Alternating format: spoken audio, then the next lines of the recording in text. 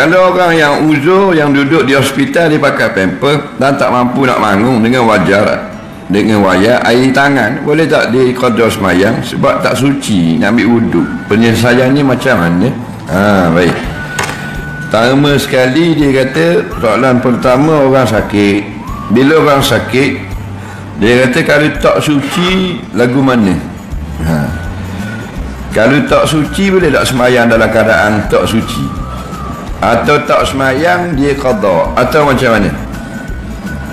Baik, asalnya syarat sah semayang suci. Suci dari dua benda. Yang pertama, suci daripada hadas. Yang kedua, suci daripada najis.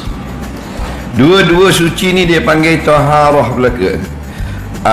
At-taharatu miftahu salah, Nabi kata. Suci dulu, barulah jadi terbuka semayang kamu. Itu syarat dia panggil. Iza saqata syartun saqata masyrutun. Syarat kita tak ikut, tak jadi semayang. Tetapi ada perkara kadang-kadang orang tak mampu. Apa tak mampu? Orang yang tak mampu bersuci.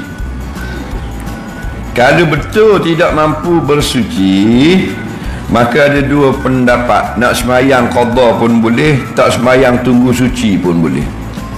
Ini dua-dua pendapat ulama belaka. Tak semayang lagi lah. Pasal apa? Pasal anak tak mari. Ingat dia mari nak suruh tukar paper. Panggil Messi lari belaka. Messi bau lagi. Ada Messi pun akak nak layan ke 4 kali sebetul panggil. Kalau ada orang yang akan bersihkan dia, tidak boleh kita tangguh. Ada tak orang yang akan bersihkan kita? Ada kan? Ada, kena suruh. Ada tak, tapi dia kena upah.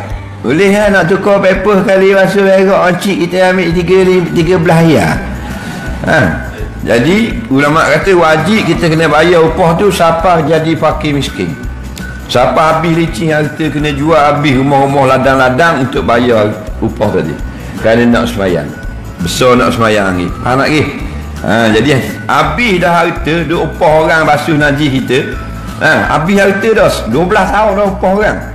Maka tak ada miskin lah kita. Dalam kitab kata Baitul Mal wajib kena beri sumbangan untuk buat dia ngupah orang bersuci kat dia. Faham ni?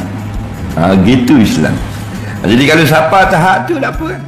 Jangan anggap mana malas nak buang, malas nak turun, malas nak pergi. Kalau ada buah malas nak sempurnakan, tidak seharam kita tidak semayang.